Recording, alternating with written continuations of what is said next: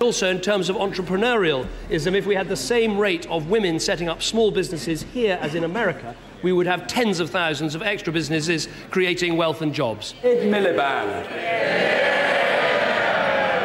Mr. Speaker, can I start by paying tribute to Lance Corporal Liam Tasker from the Royal Army Veterinary Corps. He was doing a job that put him in such danger, and he showed extraordinary bravery and courage. We remember him, and we pass on deep condolences to his family and friends. Mr. Speaker, can the Prime Minister tell us who authorised the mission in Benghazi last weekend?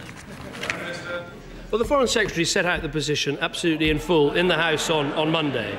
But let me say very clearly, I take full responsibility for everything that my government does. Mr. Speaker, I'm grateful for him saying that, and I want to support him on Libya wherever I can.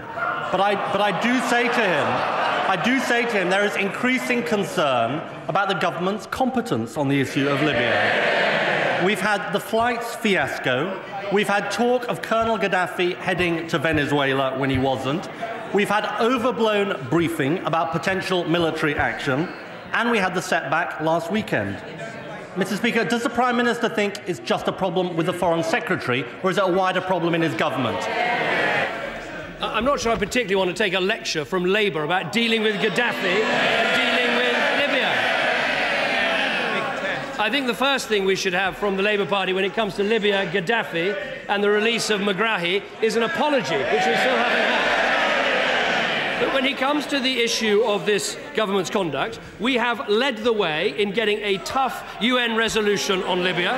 We have led the way in getting Libya thrown out of the Human Rights Council. And we've led the way in making sure the world is preparing for every eventuality, including a no-fly zone. Miliband. Everybody will have heard the deafening silence about the performance of the Foreign Secretary. And there is an issue of competence, Mr. Speaker, at the heart of this government. I want to turn to another example of incompetence.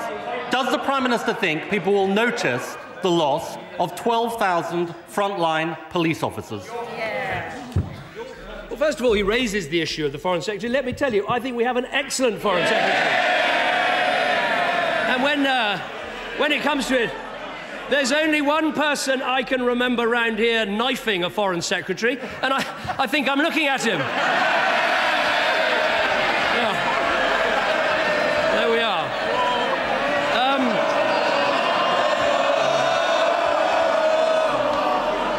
Right, I think we've dealt with that. Right, on the issue, we want to see police on the streets fighting crime, not stuck behind their desks fighting paper. That is what we want to achieve. And let me say to the honourable member, whoever was standing here right now would have to be reducing the Home Office budget and the policing budget. Labour were committed to a £1.3 billion cut. The question is not, are you reducing the budget? The question is, what are you doing to cut the paperwork, to freeze the pay, to deal with the allowances, to make sure the police are on the streets? I have to say, Mr. Speaker, the more he brings my relatives into this argument, the more you know he's losing the argument.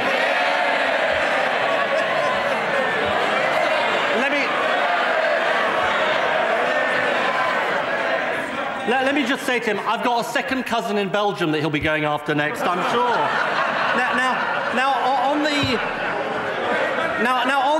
On the question of crime, he says he wants to improve frontline policing. But the West Midlands is losing 1,000 officers. Bedfordshire has scaled back gun licence checks.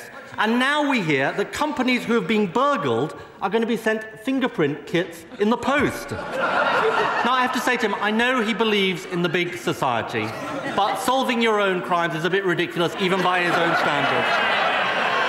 You have to ask, Mr. Speaker, does the Prime Minister actually have a clue what is going on out there?